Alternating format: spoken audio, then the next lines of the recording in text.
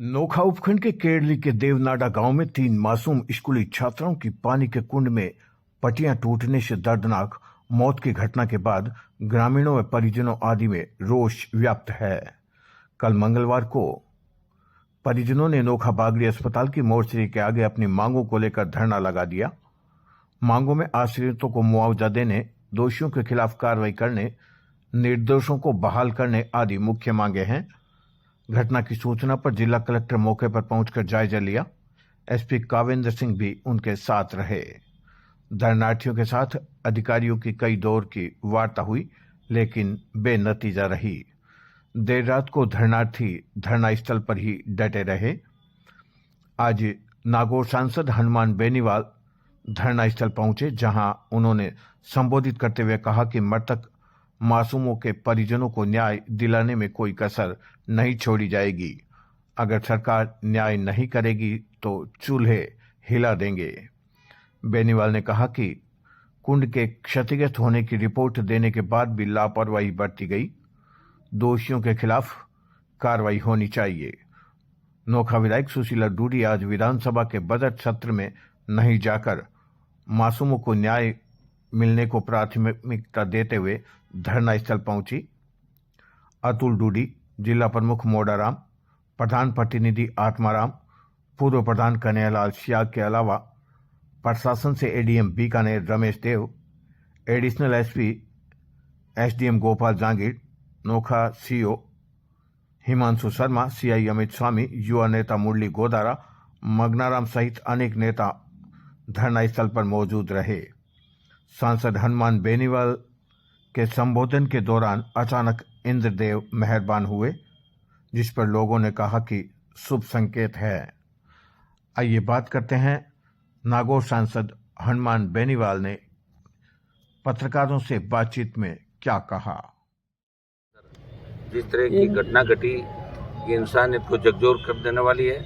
एक तरफ हम आज़ादी का 75वां वर्षगांठ मना के बड़े बड़े भाषण देश के प्रधानमंत्री और तमाम मुख्यमंत्री यहाँ दे रहे हैं।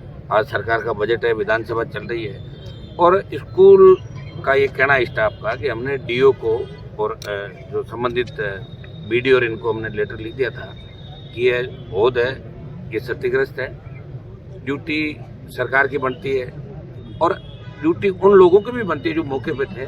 और इस तरह 3 जिंदगियां काल कलवित हो गई। हमारे 3 मासूम बच्चियां, किसान की बेटियां।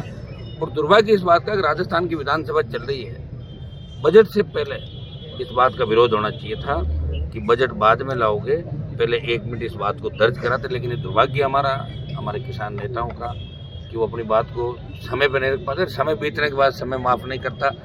इसके अंदर परिजनों की विशेष रूप से जो मांग है वो मुआवजे के साथ साथ दोषी जो भी लोग हैं इनके खिलाफ कड़ी कार्रवाई करें। तो दोषी इसके अंदर आपका डीओ, जिला शिक्षा अधिकारी दोषी होगा, पीओ होगा जिसने बयान दिया कि लेटर फर्जी है, बीडीओ होगा।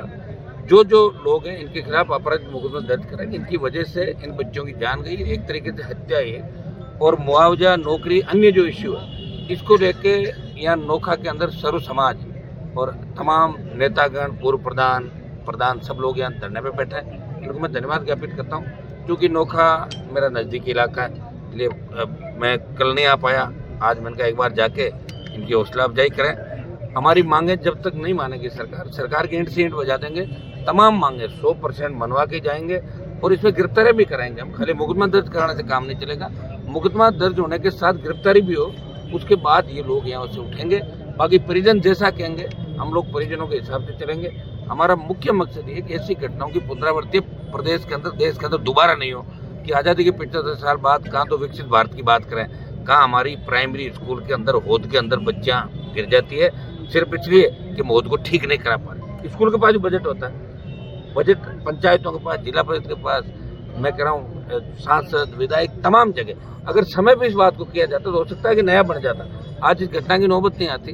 लेकिन अपनी ये कहते हैं जिला शिक्षा अधिकारी को लेटर दिया है, उससे वो स्टाफ नहीं बच सकता जो मौके पे था। मौके पे जो 2 टीचर थे उनकी भी उतनी गलती है जितनी जिला शिक्षा अधिकारी की। उनको जब पता था कि ये मामला ठीक नहीं है, तो उसके चारों तरफ कोई बाड़ वगैरह ऐसा कर लेना चाहिए ताकि बच्चे उस पर नहीं जाते। तो इसके अंदर बराबर के सारे दोषी हैं, इनके खिलाफ आपराधिक कृत्य के साथ साथ तमाम जो परिजनों की मांगे मनवाएंगे और आवश्यकता पड़ती है आंदोलन बीकानेर होता है पूरे राजस्थान को चलेगा। परिजनों की पूरी मांग हम मनवाएंगे और जो सिस्टम है इस सिस्टम को मैंने देखा बीकानेर से पूरे राजस्थान के अंदर किस तरह के हालात हो रहे हैं। इस प्रदेश के अंदर लूट खसोट कोई बच ना जाए, इस बार 1 साल में इन्होंने भी चालू कर दिया। कोई गलती से कोई जगह रह नहीं गई हो, बचा खुचा ये भी कर रहे हैं। पहले भी राजस्थान कितना बदनाम था, पेपर लीक की घटनाएं, तमाम जो घटनाएं, आज भी दंश राजस्थान झेल रहा है। और भजनलाल सरकार भी पूरी तरीके से 1.25 साल के अंदर फेल हो गई। कोई विधायक भजनलाल जी को सीएम के रूप में देखना नहीं चाहते, लेकिन दुर्भाग्य वो सोच रहा है कि अगर हमने विरोध कर दिया तो हो सकता है हमें पार्टी से निकाल दे। दिल्ली के खौफ के कारण लोग अंदर बैठे हैं, चुप बैठे हैं, लेकिन बाहर निकलते ही कहते हैं कि ये क्या लाके भजनलाल बिठा दिया हमारे सर पे। ये बीजेपी का प्रत्येक विधायक कह रहा है। तो इसको लेके बड़ी लड़ाई की शुरुआत अनोखा हो चुकी है और हम परिजनों को न्याय दिलाएंगे। इन बालिकाएं जिनकी कोई दोष नहीं था, जिनकी पूरी जिंदगी बाकी थी, वो मासूम बच्चियां, वो हमारी भी बच्ची हो सकती थी, आपकी भी किसी की भी हो सकती थी, उनकी इस तरह जिंदगी समाप्त होना ये कतई बर्दाश्त नहीं करेंगे।